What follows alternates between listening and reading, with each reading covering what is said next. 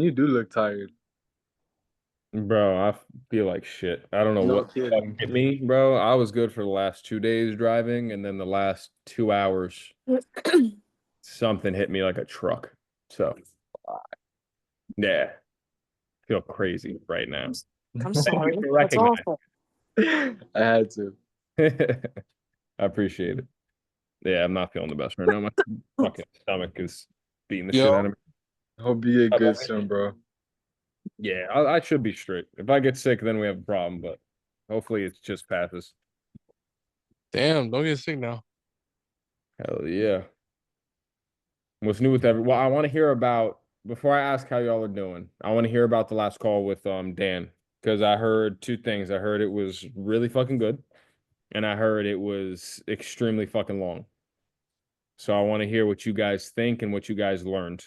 That shit was like 4 hours. Yeah, he told me it was 4 hours. He's like, I call. I'm looking at the time. I'm like, what do you mean you just got off the call?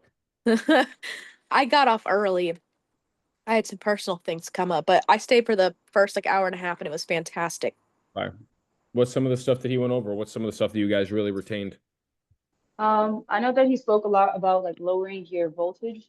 That's something that he kind of emphasized. He talked All right. about like being consistent with like if you're gonna stick to one thing, kind of focus on that, own that, whilst taking advice from other people, but don't just be hopping around when it comes to like techniques and shit like that.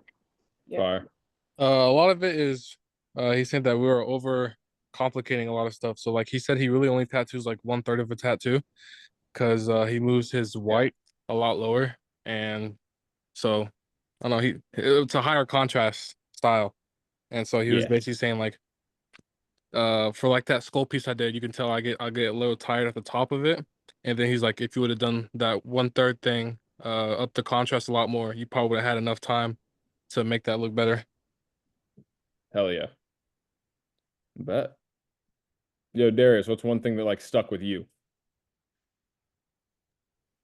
And then I'll let you For share it. me, I'll it was let you probably share it like there. for me, it was probably the what RJ just said with up in the contrast. He said that I'm doing too much on my pieces. Like there's not enough. Like Really? yeah, like he said he liked the piece that I did, but it's like all that is just gonna merge all together, like the full saturation. So leaving a lot more open, doing blacks and more midtones, it'll last longer. And then I told him what I run my machine at, and he said he'd lower it. What did he tell you guys to lower it to? I'm running Depending. at 6 Yeah, he said now. if you have the packer running at like nothing higher than a 6, if you have the shader nothing higher than a 7. And Yeah. I was like, bro, it's so I tried it. It was so hard, bro. Like I'm typically used to like 8.4. Yeah, I've already been used to it, so it wasn't really much of a difference to me. Because I told you that shit a minute ago, RJ. Run like a 5.6 to a 5.8. I said that, but yeah, right now I'm running my shit at like a 6.5, and I'm still achieving that same saturation. But you guys finding your way and developing your style the way that I know you guys are going to go. And after listening to Dan, this is going to be a very entertaining couple months for you guys, at least from my point of view. Oh my No, like goodness, it was yeah. good, bro. Like he said, he's like the thing is that I don't see any like mag lines. Like you don't have any like dots from the mag. Like everything is smooth. He's like, so if it worked for you, do it. He said, but if you want better saturation, and like he explained it, like the way you explained it to us, he explained it the exact same way. So yeah, I Fire. just tried it, and I was just like, I was breaking my head, bro. Yeah, yeah. Doing that shit, it's like brain numbing sometimes. You're just like fucking like not knowing. When you lower your volts, do you typically like move faster with your machine or do you stay slow, like a consistent movement? So the way that I was taught, so I was also taught to do this by Dan as well. So Dan put me on to running my machine at a 5.6 to a 5.8 when I would run it at like a previously at like a 7 to like a 7.5, maybe like a 6.8. I used to run it a little bit faster. Over the years, I would run it slower and slower. But just so you have the insight of what I used to run it, I used to run it at like an 8.5, 9. Like that's like 3, 4 years ago, where I just kind of started getting into realism, really kind of pushing that boundary. I started really high and then I went way lower with it. Now being at, for me, comfortability is I get a 6, 6.5 with the Packer, which is a 4.2 stroke. So running that machine at that voltage to me saturates a lot more. Hand speed though, I move my hand a lot faster the higher the voltage is. Reflecting back when I would do a 9, I would like be like this, dude. I'd just be scratching the surface like I'm fucking scribbling. Yeah. Where now I still run it somewhat quick, but you're not moving nearly as fast as you would at a higher voltage, like at 8, like an 8.5 or a 9. So the biggest thing with tattooing is you want your hand speed to match the voltage, right? What Dan teaches in a way kind of contradicts that a little bit, because the way he told me is running my hand at like a 7.5 and then switching down to a 5.8. He told me to keep the same hand speed. Kept the same hand speed, and it became very scratchy. So there was a lot of distance between each hit, right? So once I recognized that, I recognized I need to slow my hand down. So when you're tattooing, if you recognize that I don't want to use the wrong terminology, that your hits, that's what I'm going to say, the hits. And the hits in this fucking context is going to be every time the needle hits the ink or hits the skin. As you can tell, I'm a little shot. Is every time the needle hits the skin, okay? So if your hits are super far apart, right, it means one of two things. You're running your machine too low for your hand speed, or your hand speed is going too fast for the voltage that you're running it at, right? But they both have the same solution, okay? It's either you lower your hand speed to match that, and this is if they're too far apart. You lower your hand speed to match the voltage. So the slower your hand goes, the closer these hits are going to be. All right. So you're closing that gap. And vice versa. Or you can raise the fucking voltage to match your hand speed that you're currently running it at. Now, Dude, if you sorry. slow your hand, no, you're chilling. I'm just gonna finish this little piece up and then whatever you got to ask. If you slow your hand speed down, what it does is it damages the skin less. If you decide to raise your voltage and run your hand speed at the same rate that you were prior, depending on the voltage that ends up matching it, and depending on how deep you're going, you could be damaging the skin way, way, way more. So if you're running your machine a lot faster on skin, different skin types will react differently. So you might essentially, you might cut somebody up or make them raw, dig in the skin way faster at a higher voltage than you will at a slower voltage. So it's a lot more forgiving if you run it a little bit lower. And that's kind of what Dan was explaining to me the first time I asked, or at least that's how I comprehended it. And getting tattooed by Dan on my ankle fucking sucks. Shit hurt the same, so it doesn't really fucking matter. But I was damn near fully healed in 1 week, not 2, just 1. So the amount of trauma that he creates by running the machine so slow and his hands so slow, it's super beneficial for the client simply because of the healing. And it healed fucking flawlessly. What I was gonna ask is, well, now I kind of have another question is where could I look up like how to like different textures of skins and stuff, like to learn about like what to use with different type of skin, how to approach different skin. So I can kind of run through that real quick. I'm sure, I mean, I could look it up on here too to see if I can actually find you a good resource for that. Yeah. My years of kind of learning skin type and understanding what to do in different types of skin has come from like sheer experience or just asking other artists in a way, but never like an actual document or a website. I'll look it up right now to see if there's an actual like resource I can give you. And if not, I'll create one myself. But if you're working on, so when I say skin types, essentially what I am kind of referring to is the elasticity, the age, if they're wrinkly, if they're scarred, if they're fatter, if they're skinnier, if it's on bone, if it's not. So if you're working on different areas of the body, you're going to come across these different types of skin, right? So if you're tattooing on, let's say, the elbow or right here on the forearm, right in that bone, or the shin. Shin is a much better example. Elbow or the shin. If you're tattooing on the elbow or the shin, you have so much less of a margin of error with that needle. You cannot go as deep.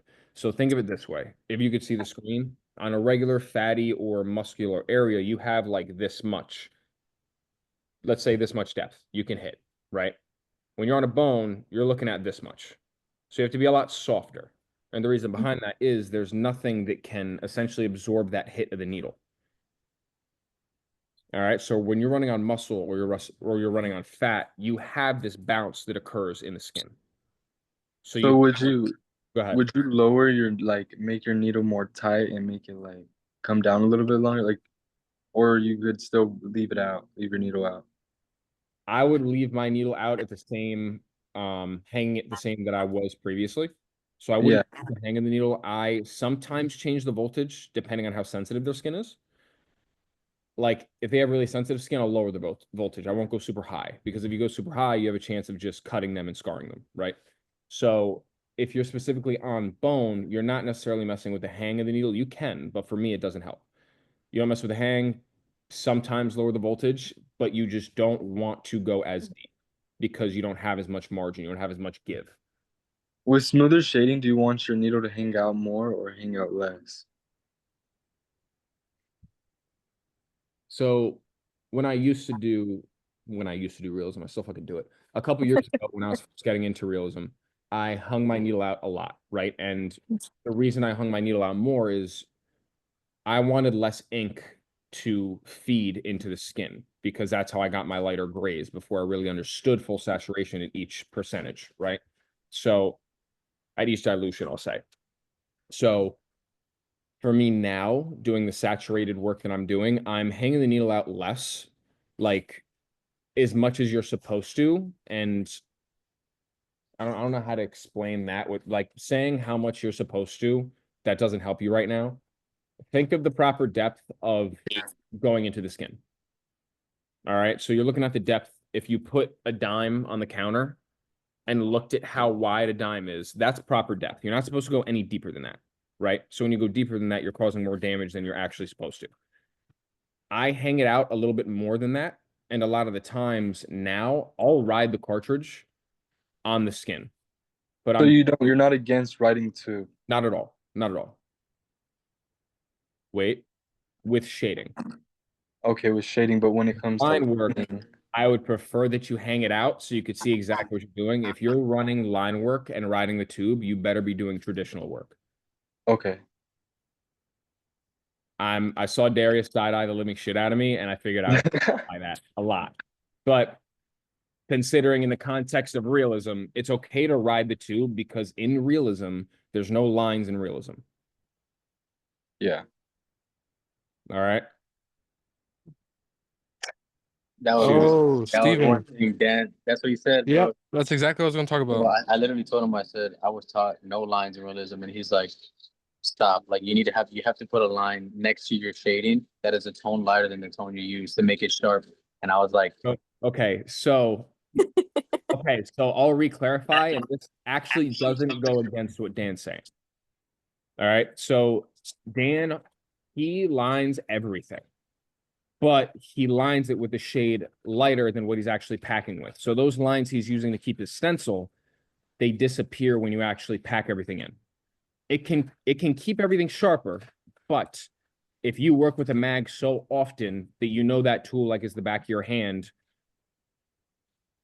you should, I'm not saying you should be able to get just as sharp shades and differences in tones as you would with that line without using a liner, right? I think he was mostly saying that like using a liner, it kind of like traps all the shading so it won't expand like later on, if that makes sense. Because usually like with the liner, you would assume it goes a little bit deeper than shading, right?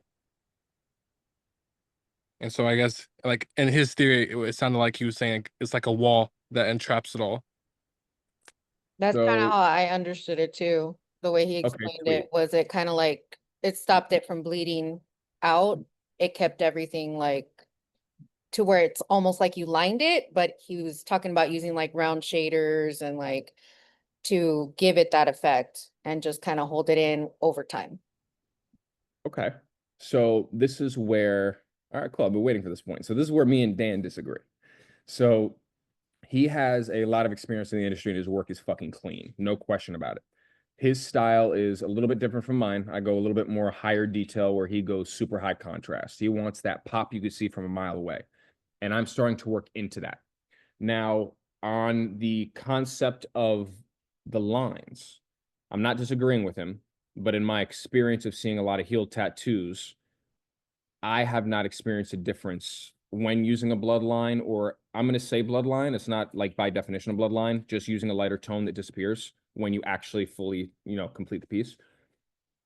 I haven't seen a difference in clarity when using a bloodline as opposed to not. And when it comes down to bleeding out, here's my rebuttal to that. The only times I've really seen a piece expand and bleed over time, creating that blurriness over time, like knowing an aged tattoo versus a non-aged tattoo, it's way easier to see that with line work than it is to see with just shading. A lot of the old tattoos you see, think of fine line, think of any names you've done, think of any sort of, fine line and names you've done are probably the easiest two to think of. If you look at those a year later compared to a well done realism piece a year later, they should look equally as clean. Second year, I would say that's where you see a little bit of a difference. Lines have more, I would say, are more susceptible to being blown out unless you're scraping the skin. And that's what he does. He treats his liners like a mag. He treats his liners like a shader. So I don't disagree with him. I just think he's essentially sharpening the edges so there's no way to make a mistake on his end. And the first time I met him, he also told me the reason that he lines everything is because he has an anxiety of losing that stencil. He doesn't want to be susceptible to losing the stencil, so he decides to line everything that he stenciled out. I think that's awesome. I think it's sweet. For me personally, it's easier for me to just replace the stencil over time. His way works. I will say his way takes a little bit longer. So again, I'm still developing mine. He has like 10 years over me in the industry, so I'm not rebutting what he's saying. He definitely knows more than I do. But I think that's one of the things that can be played with when it comes to the voltage and the theory behind the voltage. Did he explain, I mean, with 4 hours, he better explain. Did he explain why lowering the voltage is better for saturation and why the ink sets better? Beautiful. That I think is undisputable. That makes a lot of fucking sense. Lines being that wall, I think you can create that with a mag because some of the best fine line artists that I have met personally, especially in Europe as well, that I met at some conventions, they actually use a mag, one row mag, to do their line work, not a 3RL. And that's something that blew my fucking mind. And it's also something that I don't do. So that's not something I'm going to teach because it's not something I do. But using a flat mag, using the corner of a flat mag for your fine line work, I've seen it a lot. I've heard a lot about it. They say that using the mag, it's a softer hit because there's multiple needles hitting at once. So instead of needing to drive a 3-round line or a grouping of needles, you're not using a bundle of needles, you're using a line of needles to create that line. So they argue it's easier to pull a straight line, fine line. And they argue that it heals better because it's more like soldiers marching in a row rather than 3 people hugging each other walking. So you're going to get a finer result that way. For me, I'm indifferent. I think if you're a good artist, you understand proper depth, you're going to get the same result with a 3-round liner as opposed to using a mag for line work. And it's very unorthodox using a mag to get fine line work. So that's not something I teach, but it's insight that I've received. Yeah. I'm liking this because now I like hearing what you guys have learned so far, and I'm happy you guys retained a lot of shit. Because I want to get Dan back on a call to expand further in what he knows, especially from the business side of stuff, because he's been running his shop for God knows how long, losing artists, gaining artists, losing partners, gaining partners in business. So I think he would be super beneficial there too. Hell yeah, I loved this call. Good. I was gonna say I've only heard good feedback from all of you. Yeah, he So that definitely. makes me super fucking happy. Yeah. Honestly, I missed the call, but I went and I watched all the videos afterwards, and man, I learned so much. Like, I think it was good. It was a good call. I'm upset I missed the call. I probably wouldn't have stayed on for 4 hours, to be honest, but Yeah, I but- didn't know he was on for 4, dude, because that was Friday. I was at the convention and I was gonna hop on there, but it wasn't fucking working. And then I kind of thought to myself, I should hop on, see if they're on. And I was like, that was an hour and a half ago. There's no way they're still fucking on. Like, it was supposed to end an hour and a half ago. And then he texted me an hour and a half later. It was like, all right, yeah, just hopped off. I'm like, what? Wait, what? Like, what the fuck do you mean you just hopped off? 4 hours is crazy. Crazy. But yeah, I'm happy he decided to put that value in. He said he really enjoyed it. Like, that's something that he could see himself doing, and I want to bring him on to this team to help teach and really give you guys that concept, because the apprentices that walk out of his shop always have really fucking good quality in whatever they do. So getting insight from him specifically, he knows how to teach people really well. So I'm doing everything I can to make him permanent in this. I think what I Oh, like the most about Dan was probably because like when he talks, I love him because he's a yapper, but I Yeah. also love him because when he talks, you can kind of see like he's just you could tell when somebody's like naturally passionate about a subject and Oh they can yeah. go on and on about it. Like, and that's something that I really enjoyed watching while we were talking to him. That it doesn't matter how long we were on the call, what the detail was, what the piece was. Like he was giving his all, like he was giving all of his attention to it, which I found really nice. Hell yeah. Hell yeah. Question, Steven. Shoot it. I was looking at everybody like, who's gonna be the one? Yeah. Did he told you more about the thing where he was I know I remember the part when he was showing Darius the little sketch or whatever, not sketch, but stencil, and he was talking about the white, like highlight like the curves with the white and everything. Mhm. Whatever. Did he ever like expand on that with you? Like showing you how it works or why he, I guess how you say prefer that way, I guess. But like The- black and gray, like how you say like 1/3 skin, 1/3 black, 1/3 gray, that kind of thing. yeah. So you said highlight with white. He Not was highlight or white. I'm sorry. The curve part. You know how you got your stencil, and some of it is like oh, so fucking dark. curves? Yeah, like the Got you. dark. Like changing the exposure of an image. Yeah. Okay, cool. Yeah, hold on. Because I have my iPad. Oh fucking this is the wrong iPad. Lee, do you know where my iPad is that was in the car?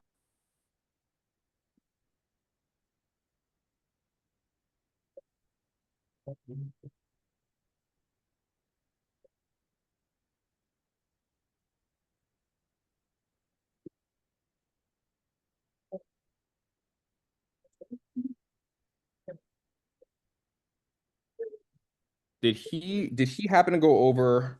Damn, my Apple Pencil is fucking dead. Did he happen to go over finding a reference photo, finding the proper reference photo, like what to look for?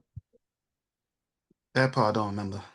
No, Darius is saying no. That's crazy. Interesting. Okay, cool. No, yeah, he just talked about the curves, and then he's basically saying that like it gets rid of all the useless stuff that he thinks doesn't really heal. So that's why he does a high contrast, because that's what sticks. Everything else he said was kind of useless, like after a couple years. You know what I mean?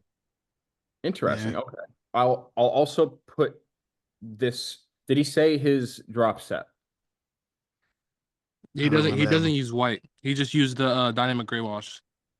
Yeah, he Yeah. used all of them. So he Yeah, uses he said he does. He and only black. uses white for like photos because he's like white turns yellow, and he's not a big fan of it. Okay. Didn't he say something about like the 20% and the 40%? Yeah, he doesn't really use much of the 20%. He's mostly just mainly everything else. It's just once everything is too light. That's what he was saying about my skull. Is like there's a bunch of tones that if I would have left skin tone, he thinks would have looked like longevity wise. That's how he kind of thinks about everything. Yeah, he Okay. casted out a lot of midtones. All right, go ahead. Okay. No. Dude, I love Yeah, this. that's how I saw it. All like being back after I've been gone for the fucking week. I like getting this insight because I want to see what you guys retain, see how I can expand off it, and show you where me and him are different.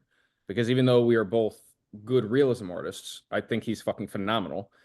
We have such different approaches to it. Mm-hmm. Seeing what he taught you, if I can give you insight on what I do different and why I do it different, you have two different routes you could take to see what fits better with your style. Yeah, he moves his curves like hella, like the little black dot at the top. Yep. Yeah. Hella. Fire. Okay, cool. I'm going to join the Zoom from my iPad and I'm going to show you what I do. I'm going to mute myself as always so there's no feedback with it. So you don't hear me a million.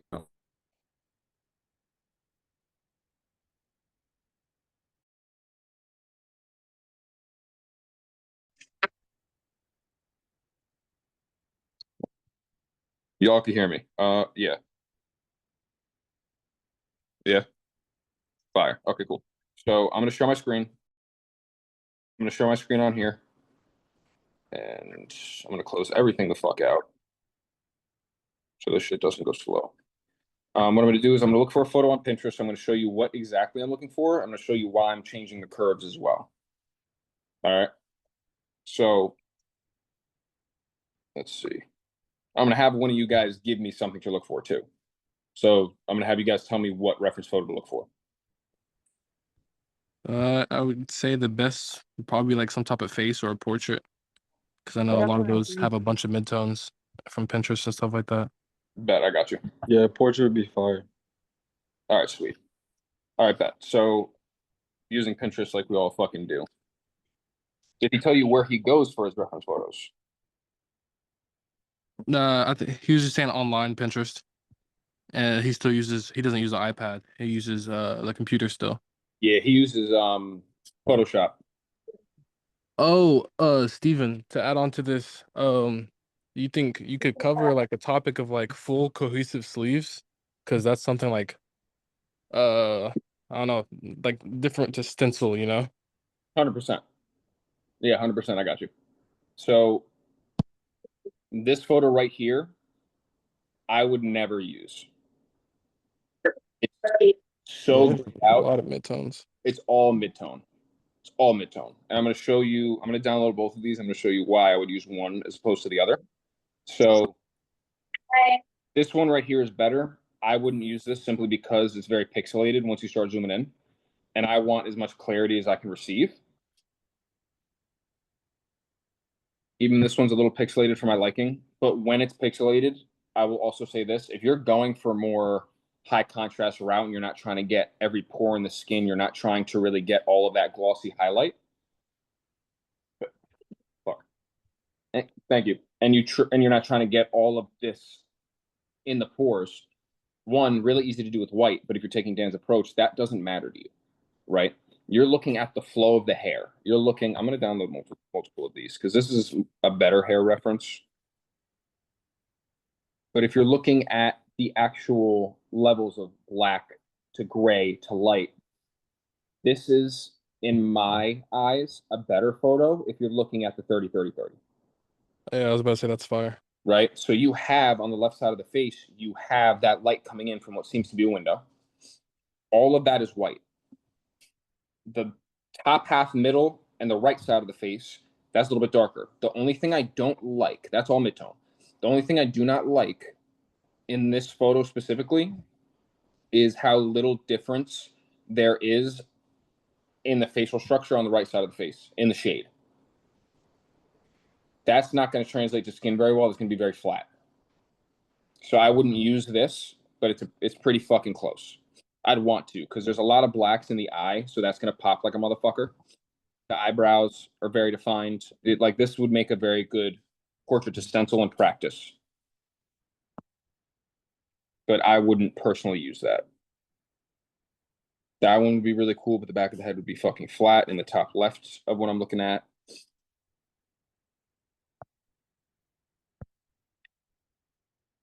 This photo is dope, but the lips are too dark. So I'll use a couple of these as an example, and I'll tell you which one I would use and why. All right. So when looking for a photo, like I just showed you, you're looking for essentially that rule of thirds, but it also should meet your standard of quality, right? So I've met a lot of artists that can use blurry photos, like nothing that's crazy. Like they don't need a 4K photo. And that's okay because you're not going for that 4K result, right? I want higher detail because I want to get the most detail I can out of it, like in a skull. A skull, I want as much detail as I can find because I intend on putting in all of the cracks in the skull. Any little blemish the skull might have, I want to put in there because that's going to add character, for me at least. So I'm going to start with the first one and why this isn't a good fucking image. So this isn't true black and gray. There's a hue over this. There's a very warm hue over this, right? So you're going to have to first go in here, go into your magic wand tool on the top. You're going to go to hue, saturation, brightness, and you're going to take the saturation all the way down. Now you're looking at black and gray. Now fucking with the curves. Dan like goes crazy with it, right? Probably even more than that, to be honest. For me, this would be the highest I'm going with it. That would be the highest I'm going with it. But when I'm fucking with the actual curves, I'm not really going crazy high. Like, I don't want to take this higher than like that for me personally. And that's in the fourth quadrant, so the one all the way to the right. If you're trying to fuck with the whites and the highlights in the photo, it's always going to be this quadrant right here. All right, the lower you take this, darker it's going to get. The higher you take this, the lighter it's going to get, right? If you bring it all the way to the top, that's okay. It's just not what I do personally, right? When you want to fuck with the darks, you're looking at the second quadrant. So in the second quadrant, you want to bring it down, right? And you could see specifically in areas like this, you could really see the difference of where it matters. So look here. Sorry. Look here. Look at the line that separates this highlight from the midtone. You can even look at the teeth, right? Focus in that area. You see how defined that line is already? When you start fucking with these, bring the wrong layer. When you start fucking with these, you're bringing that highlight up. Here, that line starts to disappear. Once you start fucking with the second quadrant and you bring it down, those lines really start to come out, right? But now, if you fuck with the curves too much and really mess with the exposure too much, is what you're seeing here. For me, this is way too much. And that's simply because the eyes, to me, are way too dark. Way too dark. I don't want them to look that dark because on skin, it's going to look like she has two fucking black eyes. It's going to look like something's wrong, right? However, I like this exposure for the hair. So if you look at a lot of Dan's pieces, Dan's hair is very simplistic, right? It's the same way Gracie does her hair. It comes out really, really well. But with this hair, I would absolutely do this hair at this exposure, except for all the way over here. I feel like there should be a little bit more in this area unless you darken up that background. Would you use the pen for this area, like when you do the curves, but the pen? Explain that a little more. So go to like the curves button, and then oh shit. Yeah, then you see the little triangle right up above curves? Yeah, and doing the pencil. Yeah. Yeah, so, and for those who don't know, you can do this. You can use the pencil and essentially select areas that you want to change the exposure or the curves to. So I'll use airbrushing, I'll use a soft brush, and you can change the size of the brush. But if I take, if I take this and I brush over all this, see how it gets lighter? It's only affecting the curves in that area. So if I decide to take all this down, it's only messing with that one area, right? So with what RJ's saying, if I want to mess with the curves a little bit more, and I like the face, let's say I like the face here, right? You can take the pencil tool with the curves and you can brush over the hair and only get that high exposure effect with the hair. You're going to have to adjust the background if you even use this background. I wouldn't, just because there's another face in the background. But you can now mess with it to the point where you want to. Can I add something else too? See what I'm saying? Yeah. So Dan was messing with like the actual corner dots, not like adding any extra ones, if that makes sense too. But he was only fucking with these. Yeah, so like delete all the other ones you have, and then he just like dragged that top left one or the top right one to the left. Yeah, so essentially see where that's at right there? Mm-hmm. So if I go back and I just do this, same Oh, exact. sure. Okay. Yeah, so same result. So if he All like right. he messed with this one too, Yeah, sometimes he will, but not really. and he essentially just kind of dragged it in. But he Okay. did Yeah. mention, though, I do remember him saying that he goes through the entire piece and goes through sections and makes the look of what he wants for the whole piece. Like he'll be like, I want this to be more highlighted than this part 100%. necessarily. 100%. Yeah. So I do the same thing in a different way. Right. So if I'm using a real photo, or I'm going to use, because I like this photo a little bit better just for this kind of example. If I'm using this photo, for instance, right? A little blurry. I don't really like it. But if we're using this photo for exposure purposes or curves purposes, right? I'm always going into hue, saturation, brightness, and making sure that saturation is all the way down. Then I'm fucking with the curves. With this, I'm not going to go all the way up here because to me, it just looks way too fucking blank in these areas. Specifically here and here, it just looks a little bit too light for my liking. I like the portraits that he does. However, I do a lot of, I would say, Greek sculpture work, right? So I do a lot of actual sculptures rather than people's faces, right? But when I'm doing a person's face, even a woman's face, I want to see a little bit difference in tone here to emphasize that cheekbone, because you have that going so hard over here. Like this triangle is way more defined on this side than on this side. It's barely there.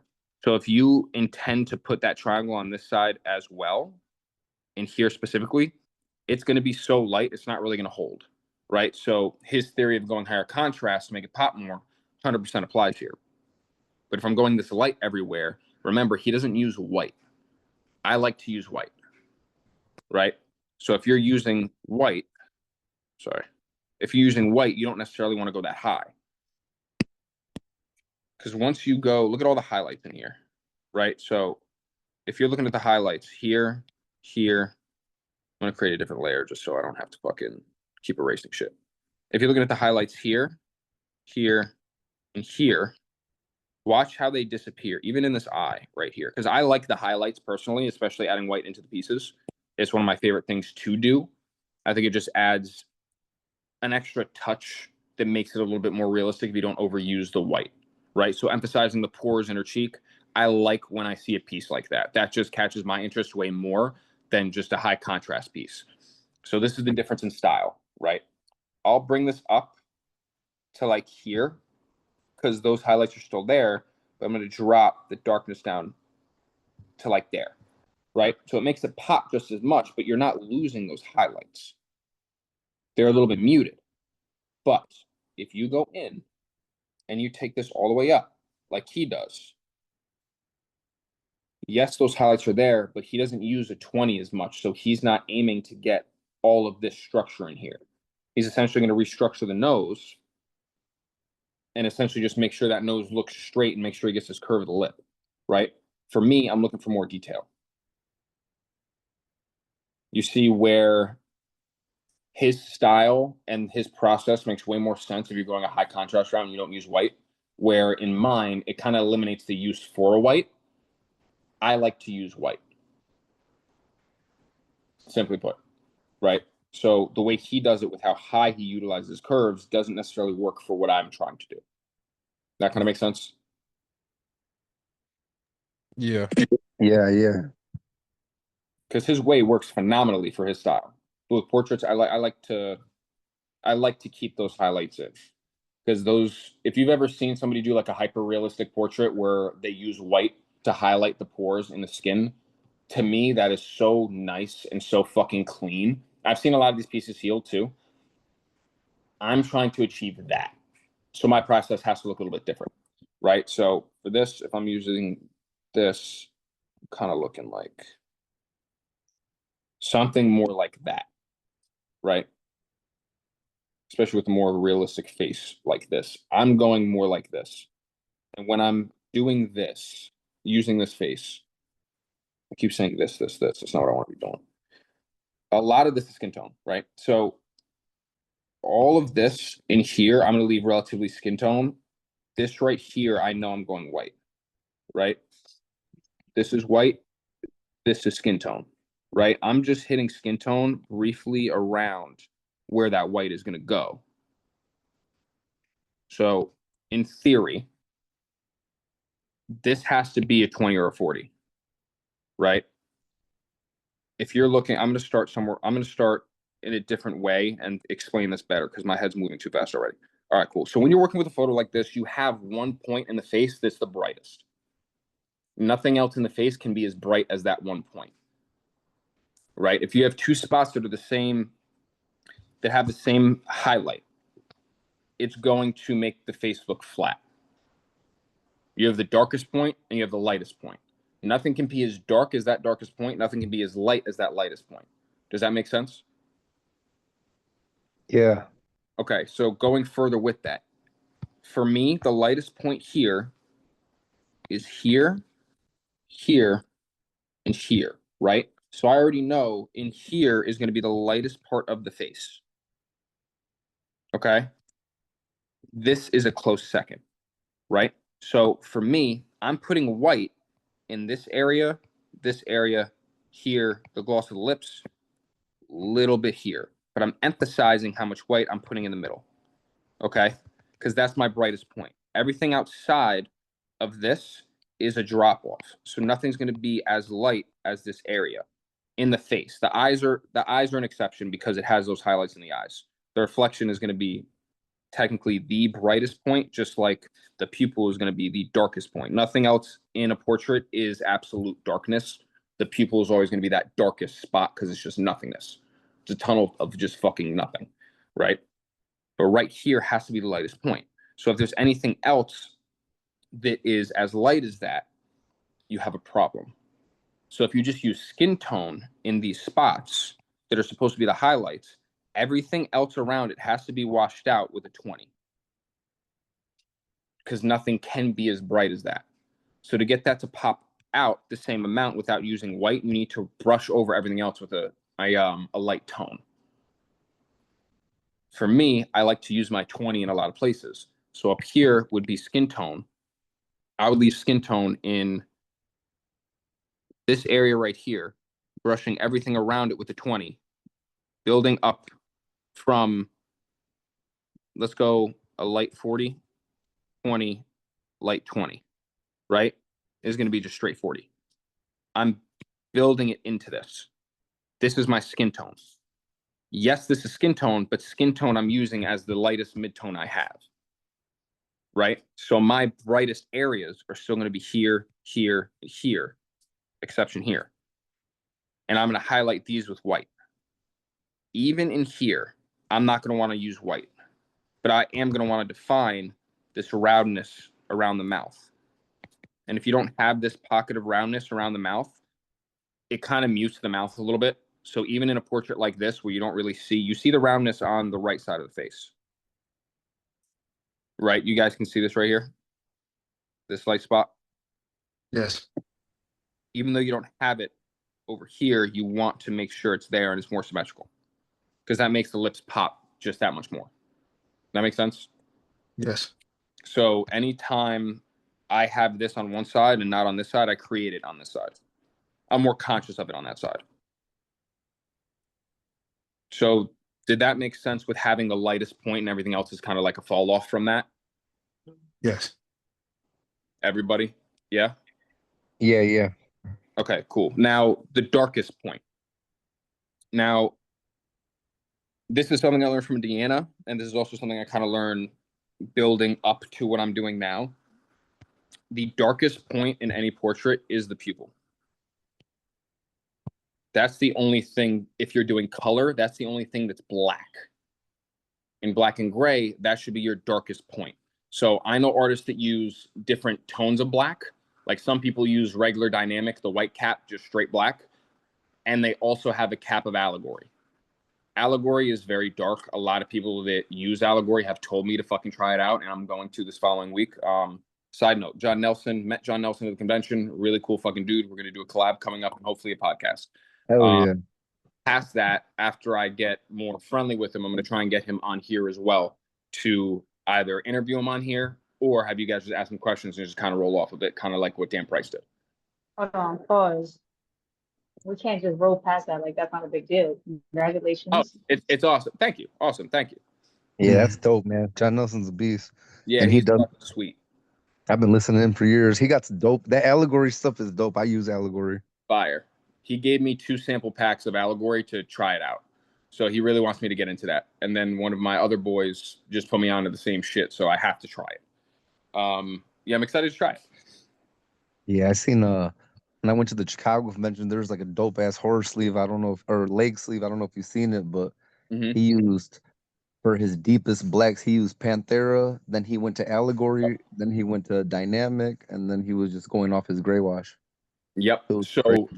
that essentially that goes off my point right there, and it proves my point that there's different tones and different shades of black. Just like when you're painting, and Deani knows this because she's fucking going to town. There's different shades of black. I don't know if I'm right on this, but like the ivory black, I was told is the darkest, if I'm not mistaken, or at least it has a blue hue to it. Yeah. Yeah. It's the ivory, and then right next to it is matte black. Yep. So those are the two darkest. So any other black that you get will not essentially heal as black as those two. So taking that concept to tattooing, a lot of artists I know, they will use, in this sense, allegory or Pantera here and here to get that deep, dark black, right? Anywhere else that's super fucking black, they're using a lighter tone. And that's because this concept is the darkest point in a photo or in a portrait has to be the eyes. It has to be the pupil, right? So what a lot of people do, let's say red is my black, right? These are the only two spots that are really black, right? If I'm now using, I'm gonna go pink. If I'm trying to fully saturate all of this, purple, I guess, all of this has to be, if you're using a dynamic, that has to be an 80.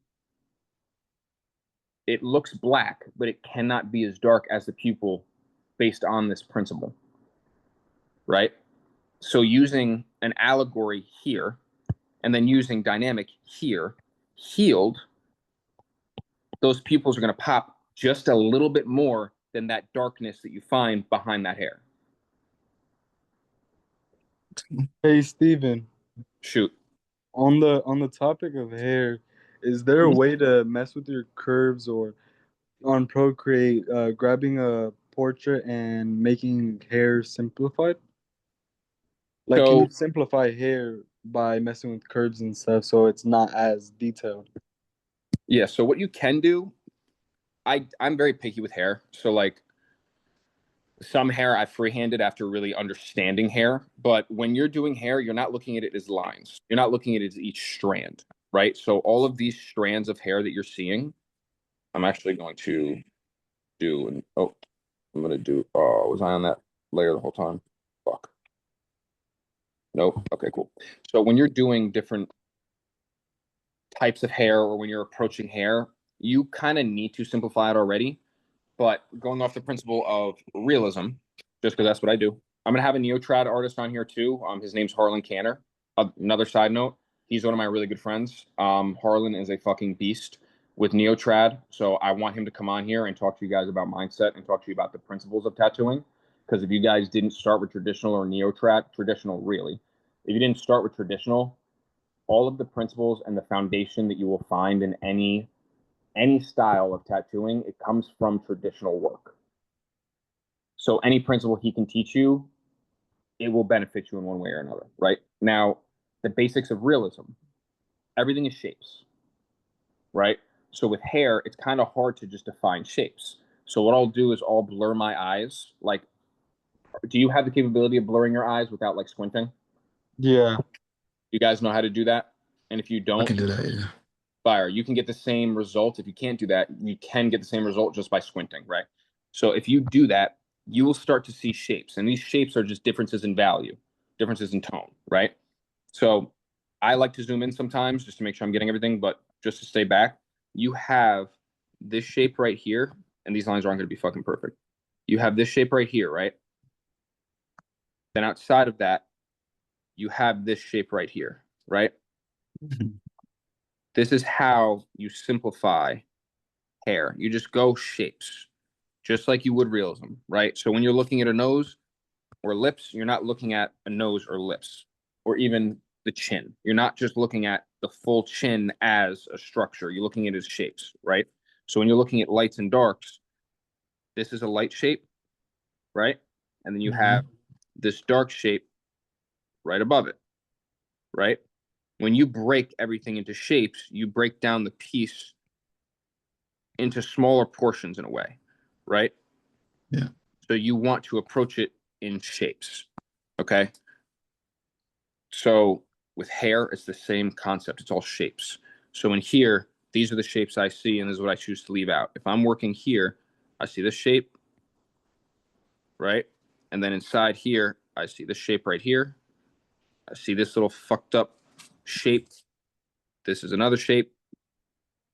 This is how you simplify hair. It's just shape by shape. It's not strand by strand. If you work strand by strand, you're going to overcomplicate, or you're going to make a mistake by using a liner to do your hair. And it's going to be so complex, you're not going to have that dimension you want. Because you're not going to get that same dimension with a liner than you would an actual mag or a round shader, right? So defining these little shapes in this area, this is what's going to bring your hair to life. Because you don't see me being like, okay, here's a strand, okay, here's a strand, here's another. You don't want to do that. You're defining the shapes in between. So right here, these tones are darker than the light tones above it. So that's my shape. Even right here, if you guys can see it, this builds into a triangle. Most of the time, hair is just open fucking triangles. Fucked up looking triangles, but open triangles. This right here, triangle. I see a darker area right here in that hair that's another triangle. This comes up into an open-ended triangle, both ends, but it has that triangular shape, right? So that's how you simplify it. If you're messing with the curves, you can use the pencil option that RJ brought up, and you can go over all the hair here, kind of how I'm doing it. It's going to bring out more detail if you go lighter like this. But if you decide to mess with it like this, you can bring this. I mean, that's as high as it's allowing me to fucking go. Certain areas can go lighter, like so. You can drag this in a little bit, darken that up. That will simplify it just by bringing out those tones, essentially the light tones, even more. But the problem I have with that is all of this. It's a benefit and it's a little bit of a loss. So there's pros and cons. All of this is very dark. So I told him to simplify hair. See if you can See what happens. So all of, sorry, give me 1 second. Ordering food. Fine. Whatever you want to grab me.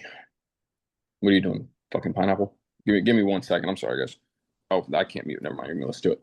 If it's open, because Pizza Plus closes at 9, Tasco's closes at 10. Pizzeria Bear taking orders for another 4 minutes, so I might miss it. Pizza Bureau.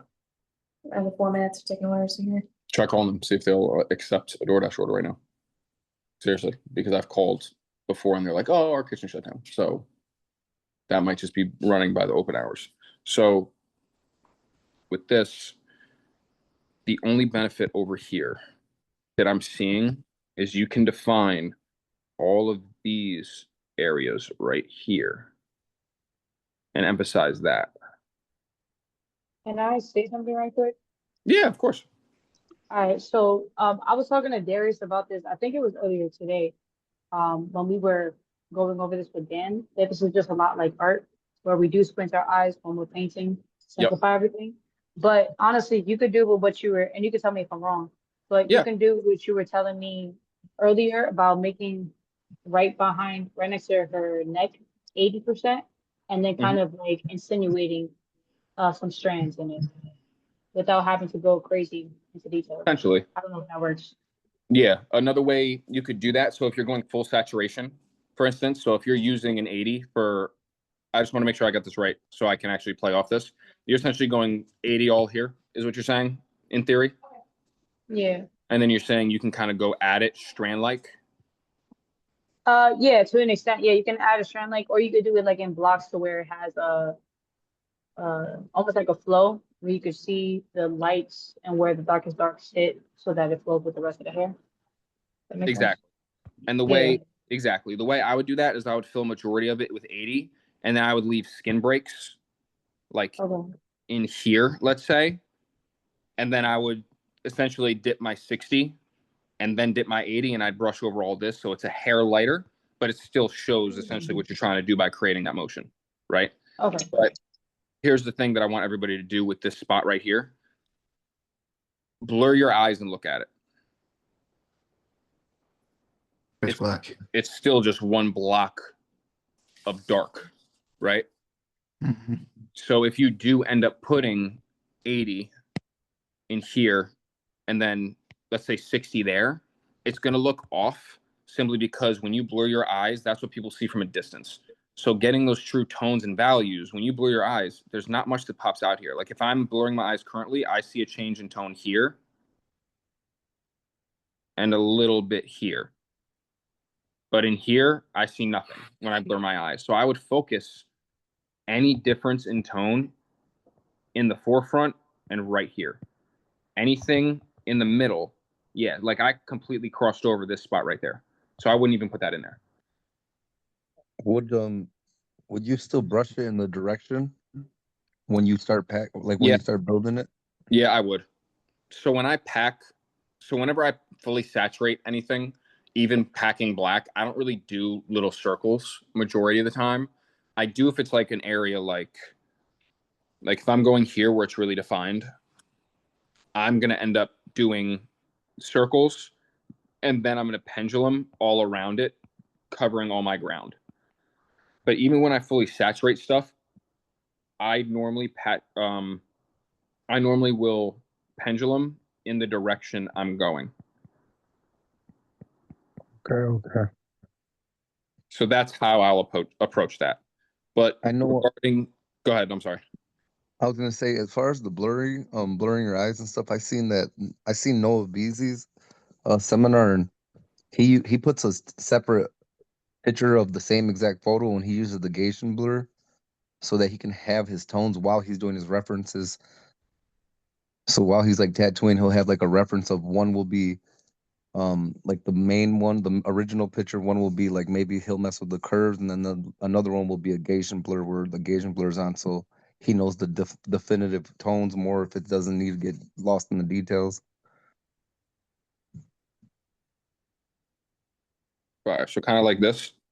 Yeah, he'd have them like next to each other. Yeah. You know, I like that a lot. Yeah. Yeah, and that's And the guy JP, the one who just joined the group. I don't know if he's on here right now. He does that too, and he gets good effects on a lot of his portraits. Fire. I like that a lot, actually. I don't know why I haven't thought about that. Yeah, it really helps you without having to squint your eyes. You could just continuously look at the part you need to when you want to do it. That is cool. Yeah, it's fire. I never would have thought about that. It's like the simplest shit that you look over. That like this, I'm gonna start doing. Yeah, that's why I love listening to people who are just so fucking gifted, and you just continue to build off their tools as well. I like that a lot, actually. That's gonna fuck with me for a while. Why didn't I know that? Oh yeah. Beautiful. Yeah, There's so much tricks in this game. Oh my god, yeah. And if you haven't noticed yet, all the tricks just dial back to simplifying. You notice that? Any trick that I'm teaching you that is going to teach you that anybody, it's just don't overthink it. It's literally just keep it simple. So yeah, man, I like this a lot. I'm gonna start doing this. I don't know why I didn't think about it. I'm sitting here fucking manually auto focusing my fucking eyeballs. Yeah, but even with this now as like a literal visual representation, now you could see exactly what you need to get out of each tone and each value, and you get to see what doesn't fucking matter. Like, and I don't know if you guys have dealt with this yet, but adding this super dark area right here, it disappears here. So sometimes when you add this strand of super dark around everything else, this actually looks out of place on skin.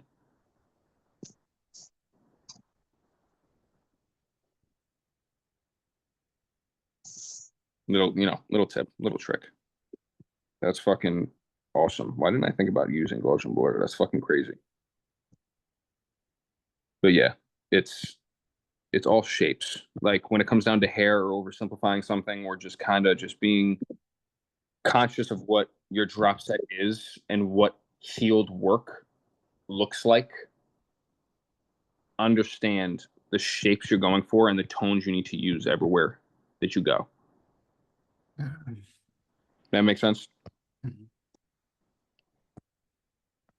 So if you decide to use white, it's a good idea, and use this as a reference, it's a good idea to just keep everything oversimplified and really raise your curves and keep all this skin tone, all of this skin tone, that works.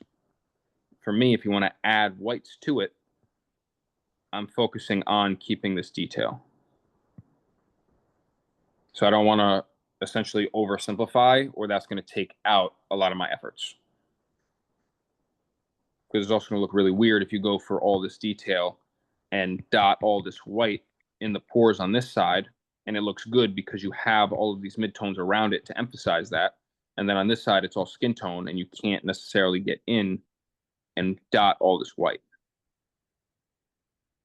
So for me, different from Dan, I'm using my 20 very lightly in here, and I'm saturating my 20 here.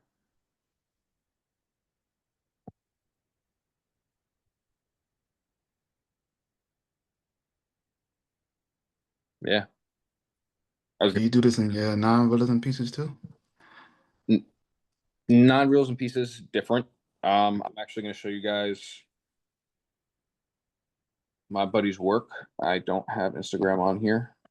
I will show you guys. I'll go on my phone. Let me see. And I've actually shared his profile in here a couple times.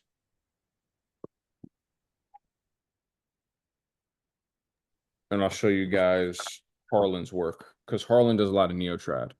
And Neotrad is something I'm actually actively trying to get into. So I can teach you guys more about other styles, as well as it just intrigues the living shit out of me. Like, Neotrad is just such a clean fucking style to work in. Yeah, Darren got me into that now. I'm going to share my screen on my phone.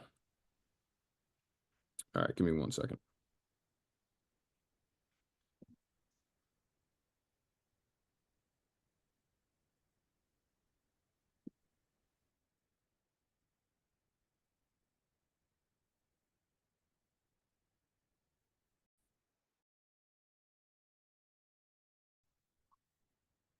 Y'all can hear me all right?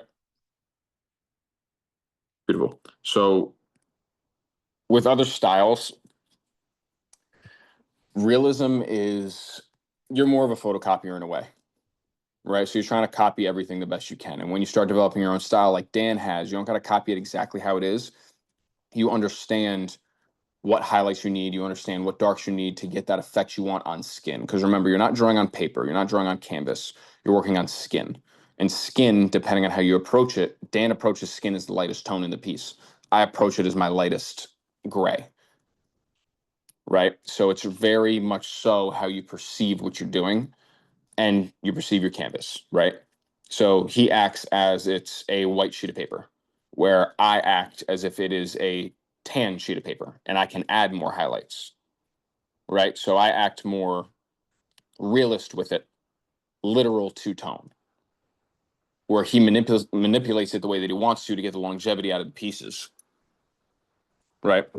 So Harlan does Neotrad. Neotrad is this, if you guys don't know. He mixes realism with Neotrad as well.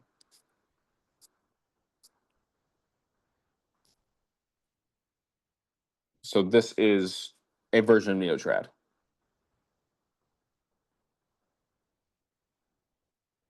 His darkest points, it's not the same concept, right?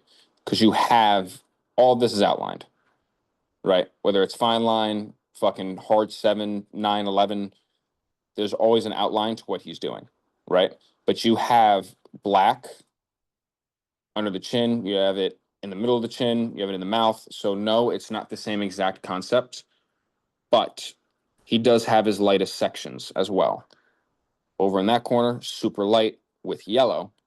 Right here, super light with, this seems to be the lightest tone around the moth, in my opinion. But because you're working with different colors, you can have a different lightest tone in every single one, depending on the subject. Because he has 3 to 4 different subjects in this piece. Right? But mixing it with realism, you still have your lightest points. But because it's Neotrad, you don't have to necessarily worry about how deep the black is in the pupil compared to the hair. Because it's more, there's more creativity behind this. It doesn't have to be exactly like the photo. You want certain things to pop away more than others. You get what I'm saying? So it Yeah. is dependent upon the style. This is what I want to get into because I know there's some principles that I'm missing that I know I can learn with this. Mm. And his work, I just think, is fucking phenomenal. Yeah, that dude's sick as hell. His red tones, the way he transitions them, Oh yeah, it's OD. OD. crazy. Yeah, he does a lot of Damn. crazy work. Yeah. Sick. Holy shit. Yeah, I'm gonna get him on here. I spoke to him all fucking weekend. He was sending me like 13-minute fucking voice notes just because he likes to fucking talk. He's awesome. But yeah, he's gonna come in here and he's gonna talk some shit. He's very straightforward and way more honest than I am. So you guys are in for some bullshit, and it's gonna be pretty funny. Yeah, he does a lot of different types of work, and he mixes a lot of fucking realism with it. Yeah, I love that. That's fucking dope. You know what I mean? But everything holds the same concept. Like in here, he literally has it sectioned by tone, like drastically sectioned by tone. You see the lightest spots in the face. He uses the same tone for the lightest spots. He literally has it sectioned off by fucking lines, like fine line lines. That's crazy. Yeah, in different tones. But you can see how that transfers to the portrait behind it. Mm-hmm. It's like See what I'm exactly saying? the same. He went with like almost like the mountain view when you come from the top of landscaping, when Yeah. they do those landscape maps. Oh It's yeah. crazy. It's a dope concept. Really, really dope fucking concept. But even with the hair, it's all shapes. And it is the Beautiful. same thing in that realism behind it. So he really exemplifies that principle in his work. And just by keeping it more simple in his work, it comes out that much better. Yeah, he's a nasty artist, and he does some nasty collabs. Like his work's fucking ridiculous. Yeah, that's crazy. That's crazy. Yeah. But he's one that could talk to you about detail any day of the week. Mm-hmm. There's another fucking person that does crazy detail, and this will just really show you the difference in styles of work. Like, Casey. you know what I mean? Yeah. Casey's nasty. Yeah, that dude is crazy. You know what I mean? It just depends on how you want to utilize your tones. He uses a really, really dark background, but he's allowed to do that because he's taking the pupil out of the image. So smart. See what I'm saying? But also look at Dan's portrait and look at his. He uses a lot of grays, a lot of gray tones, and he has his highlights clearly shown with the skin, but he uses a lot of white. So that light, that skin tone, that bare skin tone is not his lightest tone. And that's why the edge of the skull pops out more. That's why the eye pops out more. See what I'm So saying? that reminds me more of like Darius' skull that with Snake. Yep. Yeah. I love skulls like this. They're fucking phenomenal. That's also why I say I think that skull is my favorite piece that Darius did. But you see the difference, how the difference in approach can affect your outcome. It can affect the work that you do. So when you want higher detailed work like this portrait is more realistic than Dan's portraits. But Dan's portraits pop out so much more than these do. Because the only reason this pops out so much is because of that heavy black background. And this shit's just crazy to me. But yeah. Did that kind of help you guys? Hell yeah. He did bring up some dude named, I think his name was like Ernan or something, Ernan Yepes or something. Hernan, yeah, he's a full saturation guy, but he's insane though. Yeah, so he was talking about like, because he did bring up the fact that his way, he's like, you can always just take 5 things from me, 5 things from this person, and make your own style, 5 things from another person. And he was talking about opaques because somebody asked him about opaques, and he was like, yeah, there's an opaque guy who's a fucking beast if you are looking to do that. And then he recommended that dude Hernan, and he's like, he does something totally different, but we both got dope ass work basically. Hell yeah. What's his page? Hernan, HERNANYEPES.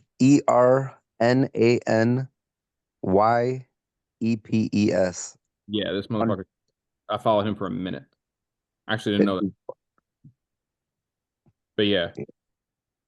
Did Dan put you on him? he brought it up because somebody brought up opaques, and he's like, "Well, I've never used opaques." He said he's never ever used them, and he was saying that's a different type of concept because Dan's all about minimizing like white and trying to saturate stuff that he thinks won't heal correctly and the longevity of it. But Yep. he's like, but if you are looking into it, he's like, this guy right here is the person I'm gonna recommend off the back, somebody who fully saturates everything. Yeah. So working with opaques is more like working with color. Yeah, that dude's fucking nuts. Crazy different concept.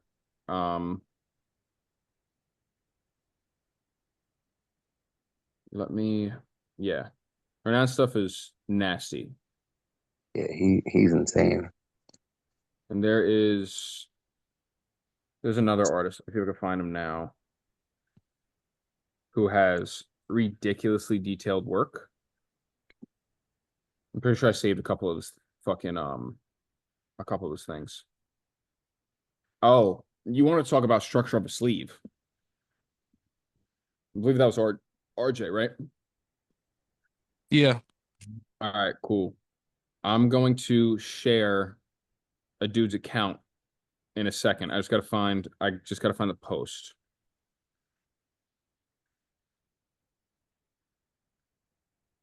Let me see. This dude's work, the only reason I follow him is because of his sleeves.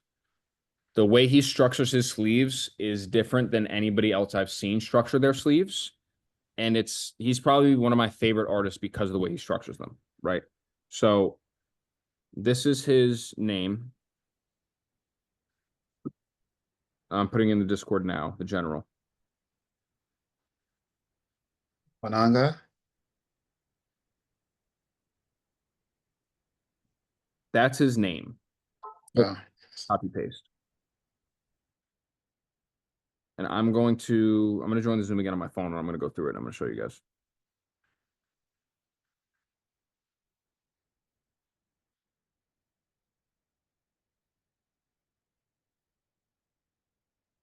His large scale pieces and panels, to me, this is beyond appealing. Like, it's the best I've seen personally. It's just my. I think Muhammad is better, bro. You follow him, Muhammad Hussein Mistro from Detroit, Michigan, Steven? I'm going to Instagram right now. What's his name? It's Muhammad, but it's HUSSEIN .Mistro. It'll pop up, bro. I think the way that he formulates his sleeves is insane, bro. His Yeah, I work follow is him. crazy. His shit's nasty.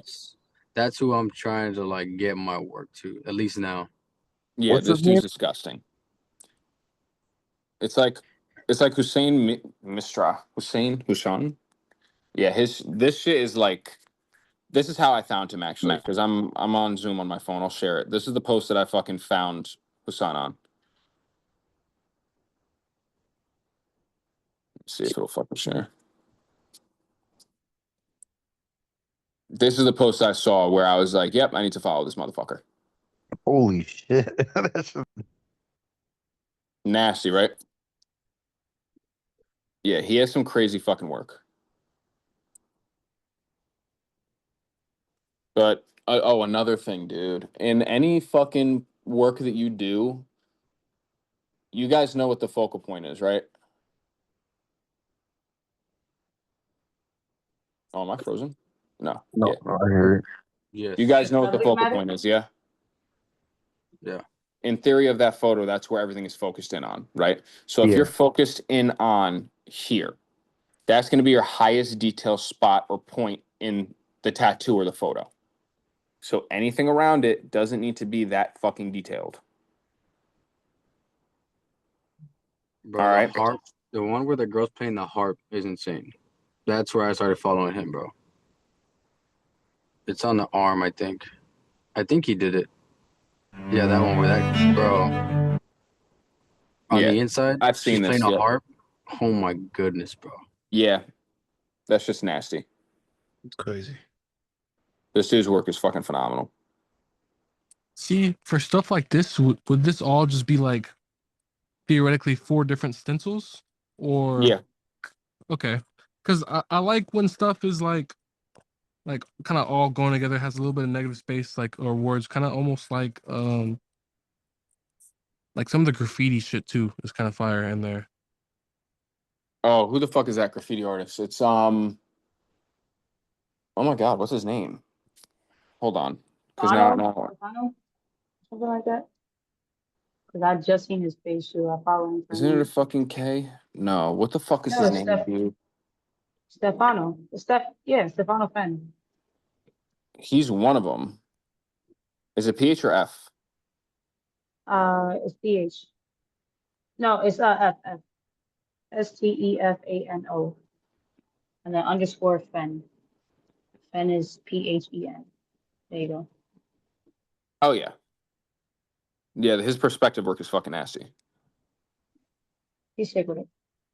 Yeah, this dude's nasty. I'm just shoot him a fucking follow. But no, there's a dude in the game. What the fuck is his dude? He's in Europe, but he like really made the fucking Chicano style. I'm not gonna lie to you. His shit, it's the peak. What the fuck is his name? I just saw a post by him, dude. It's not Kozo. It's not. I've showed you guys him before, like in the past, man. But yeah, you know what I mean, like how everything is just kind of Fuck. intertwined with each other, like Yeah, on he's a top, good under. example too. He's a really good example of this too. I can't even think of his name. It's not. I believe it's a fucking K, man. It's not Kozo. I'll figure it the fuck out. But I know what you mean. This is more so. That's like a full inner. So if you're trying to do work like this is one full piece, and it's technically one stencil, but you're going to separate it into sections. You get what I'm saying? Yeah. Right? So it depends on the kind of sleeve you want to create. Like right now, I'm focusing on producing more sleeves like this because I like that look. You get a lot more dimension here. You see way more foreground and way more background, right? You know what's popping out at you, not only because of the size of the object, but because of where it's placed in the photo, right? So like this dude, I think this is fucking sweet. Because you're like telling a story through the whole sleeve, but it's one cohesive image. I think sleeves like this is way more difficult to create than sleeves like essentially anything else that I've shown or seen. Yeah, I like the more cohesive ones. You know what I mean? Like down at the bottom here, you can kind of tell it's pieced together a little bit differently, where this is one full image that just flows. Yeah, that is sick. Like this is, I love this shit. Like this is how I want to do my realism. It's just a different level. Like, I don't, you can't compare with this type of shit in my head. Like this is the peak of how I want to structure sleeves, but I want to get more detail. You talking about that Kendama guy? Kendama, thank you. Thank you. Yes. Yeah, I remember that guy. Yeah, that dude shit is good. Kendama is phenomenal. His pieces are fucking crazy. Like he does all of that shit. Jesus Yeah, Christ. That's not normal. Yeah, Kendama is another one of my favorite artists. Like I forgot his fucking name. But, yeah, but the way he structures his shit is so different. So finding your own structure, it really comes down to who you look at. And if you're trying to find structure, look at other artists. See what they do and find out what you think is the most appealing. Right? Like this might pop out to you and be like, all right, I like this. I want to do work like this, as opposed to the dude I just showed you, Alessandro. Because it's two very different styles of work. You get what I'm saying? Yeah. Find who you want to model your shit after. Take one little thing from them. Don't copy them, but take one little thing from them and then run off and do your own thing. Yeah, that's dope. That's how I like this. This is his Chicano work is different. Just how do you fit that? Big, man. But he's not focused on high detail. Yeah, I would say right now for me, Alex Sorsa is like inspo for like me wanting to get more in that three round liner world. Alex, what is it? Sorsa, Sorsa. He works with Deanna quite a bit. Fire. Yes, yes. He did her back, didn't he? Yeah. Yep. Yeah, his But his would you 3RL consider work is this like crazy. more of that Renaissance time period theme? No. No. Not at all. I mean, some of it maybe, but not. It's not what I'm seeing. Because the Renaissance, like It's more painterly like esque Italian paintings. theme is very different. Oh, I'm sorry. Go ahead. Oh no, I was just saying that the old Renaissance paintings are more so like Michelangelo, Da Vinci's old Italian paintings. Yeah, like the Baroque era in a sense. Renaissance Baroque paintings.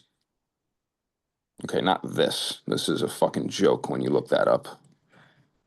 Hey RJ, you can look up a guy that's next to Steven, bro. Sant Jacove. He's based in New York. Looks like his work is like 3RL kind of style. A lot of dots.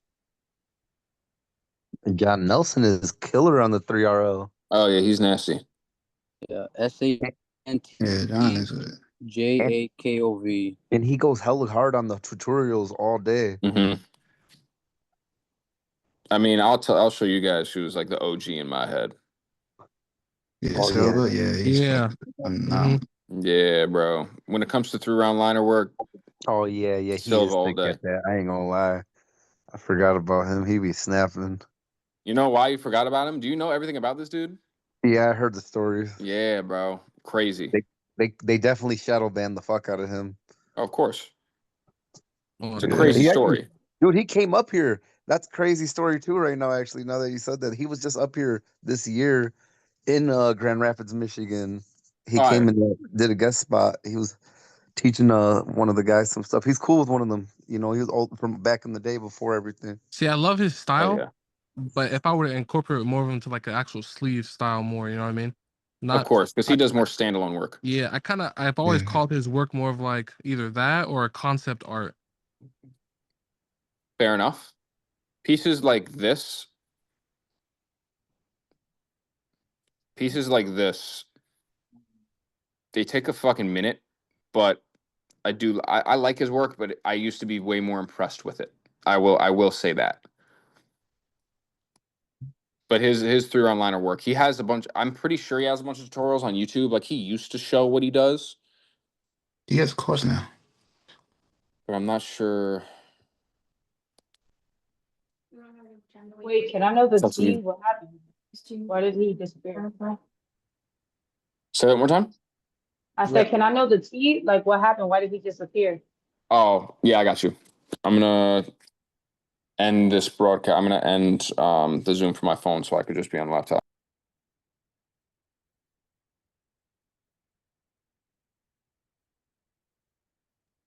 So he was good friend. So he was probably one of the industry leaders, I would say, in the tattoo industry. He had a very big name. He was running YouTube. He was running a lot of the social medias platforms for tattooing. He was on Ink Master competing with some of the best. He was very good friends. I would say, like at the peak of what he was doing, he was really good friends with a YouTuber. I don't remember his name. A really good artist in the industry. Used to be one of the best, in my opinion. He was at this YouTuber's house for his birthday, one of his really good friends. They went out for a drive in a GT3 RS. He was driving. They were both intoxicated, crashed the car, killed his friend, went to jail for about a year. Damn. Yeah. And that's that's a lot of what he had going for himself.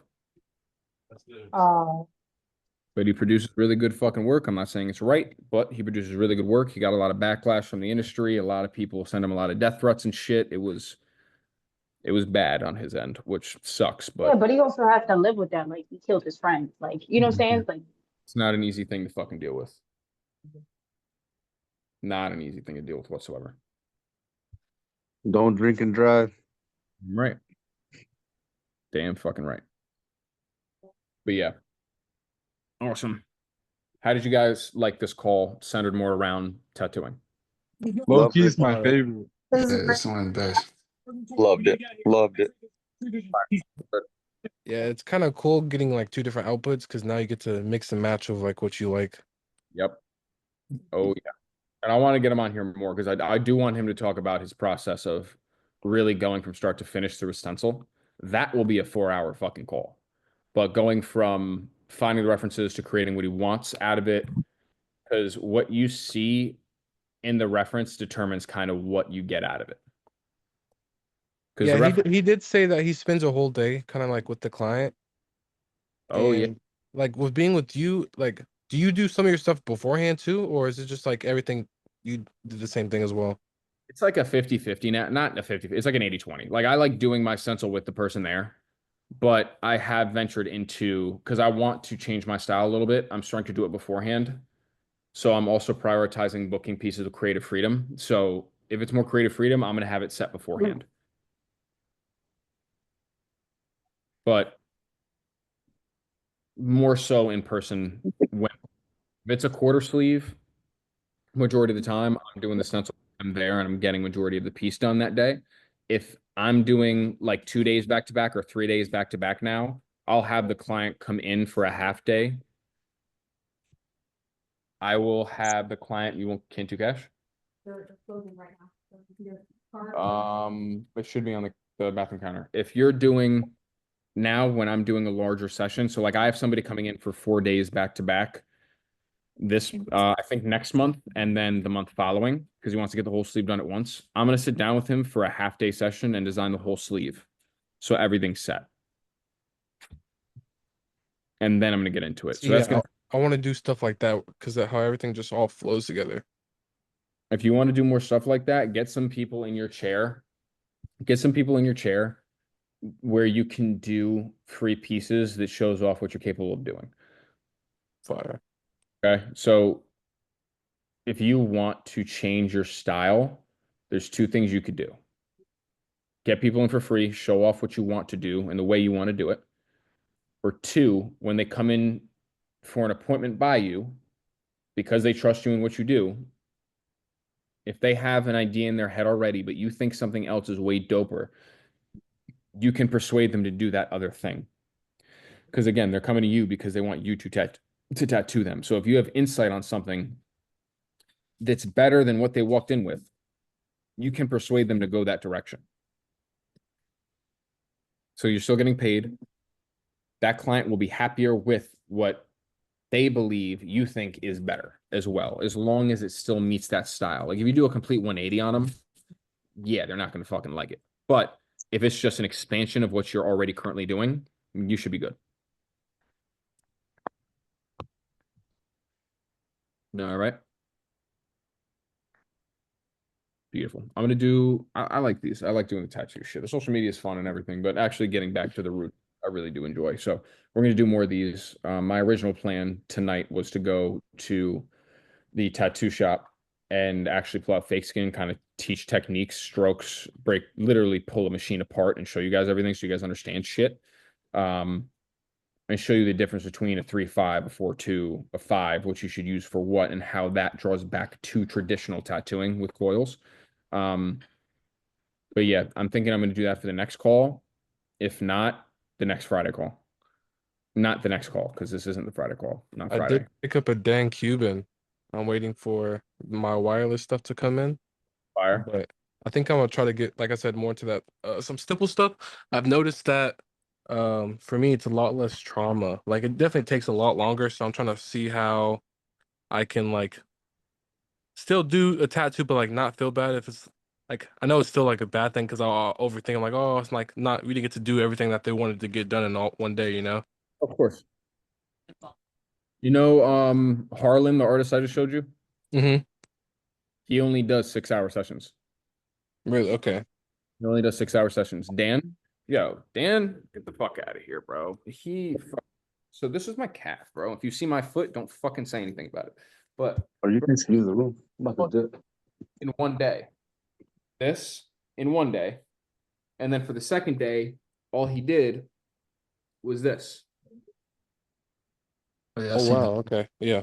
So I'm 2 full days in on this fucking calf. Like I thought I was slow, and I do half and half mainly, unless I'm going super high detail like Lee's leg. Like Lee's leg were, I mean, again, those were like 5-6 hour days. Those weren't like full 8 hours. Like, don't be crazy in your head about how long you take. Because if you need to take longer to get a better result, do it. You know what I'm saying? Like, don't let that persuade how your work goes. Mm-hmm. Okay. Yo, Fire. Steven, Shoot. would you ever be opposed to doing like a walkthrough with the class? Not at all. Like us grabbing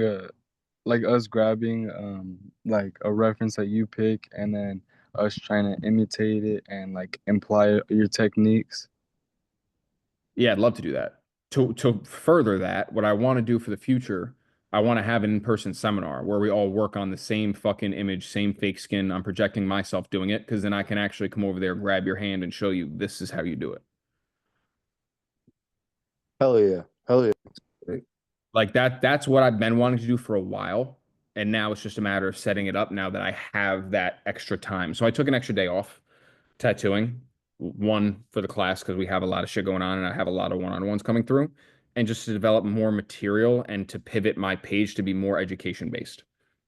So with that extra day, I want to be able to start implementing actual seminars where the first day I go over theory of everything and the second day we put fucking machine to skin and I show you each how to really get into it. That's my plan. But it would have to be in one location. So it's not like that's not something I would offer online. That's something where you guys have to come in and I can actually make sure you guys get the benefits you're supposed to get. All right. Oh But yeah, yes. that'd be badass.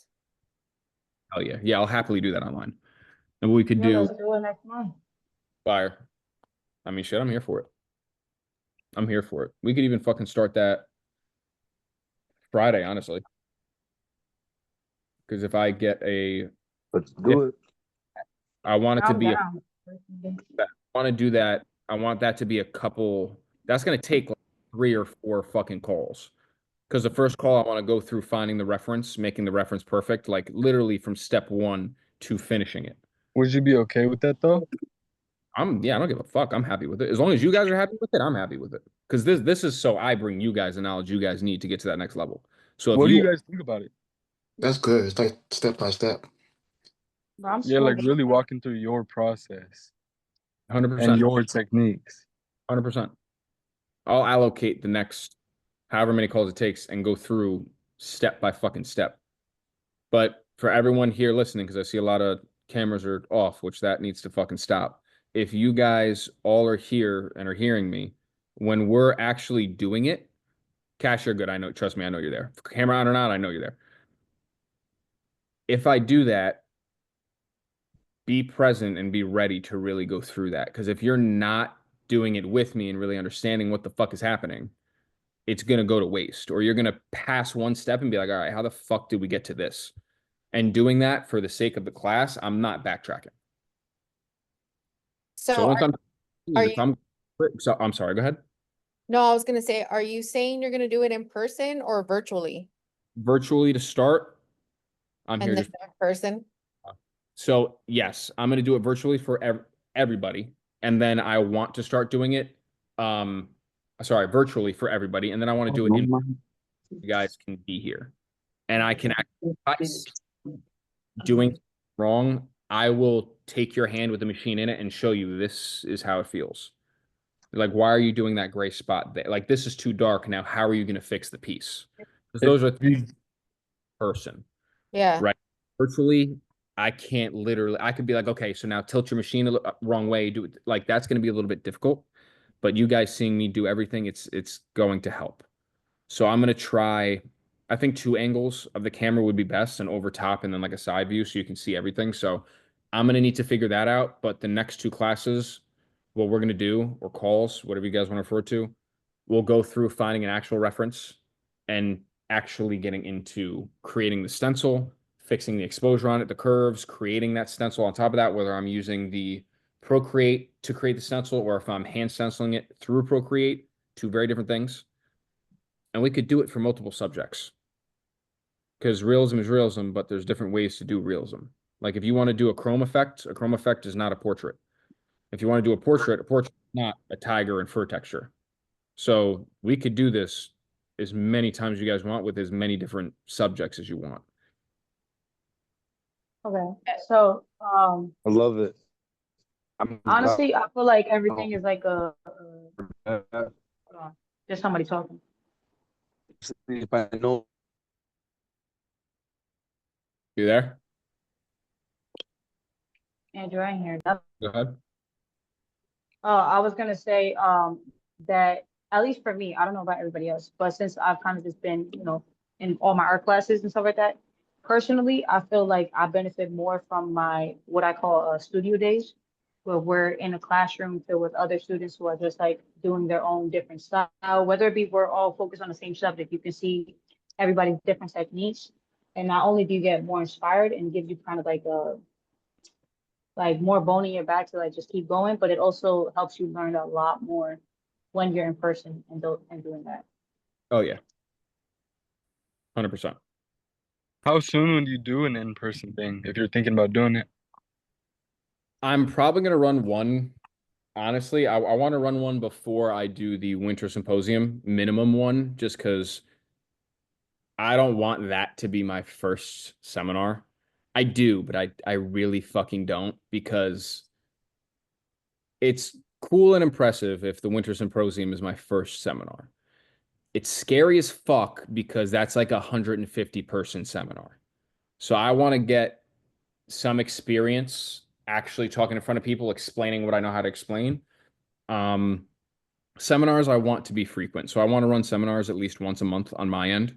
It's just a matter of pivoting my page and rebranding my page to be fully educational, and maybe throw in some video reactions there, or just pivot my approach to ensure that I'm selling out every single one. Right. So that's my personal dilemma in doing that.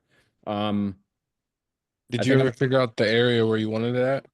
I'm probably gonna do the first one in New York, just to see what my demand is here, and then I'll switch state by state. Because I'll hit New York, I'll hit Maryland. I'm not 2 fucking. seconds. I want to hit Texas. Texas is a big one I want to do, but if I do Texas, I'm going to do it while I'm down there in December. You know what I mean? Because I don't want to fly out twice, and if I'm there, I'm going to make the most use out of it. So that's kind of how I would ride that line. It's all, and you guys get to see this firsthand, man. Well, we know ahead of time because like I know we're already making plans to go out there and see you when you come down. So Fire. Yeah, 100%. Yeah. Okay. So in marketing this, I'm going to be marketing it for months. okay, cool. When I start doing a month by month, it's going to be a different one week by week that I'm like really pushing really heavy. And you guys pay attention to the content I'm pushing in the next couple weeks, because you guys are going to be able to see through my posting how I start to rebrand and how I get to get more of a authoritative position in the industry rather than just influence. So it's going to be cool from your perspective. You really pay attention because you're going to see why I'm doing everything. And if you guys come in here with questions, why'd you post this video? You guys are going to get real time my strategy moving into this. Because I might look at you and be like, yeah, that fucking didn't work. And then I'll tell you why I'm doing the next move. So it's going to be a fun time in the next couple months. Bet. So this is going to be cool. It's going to be fun. Yeah. How is that call? I know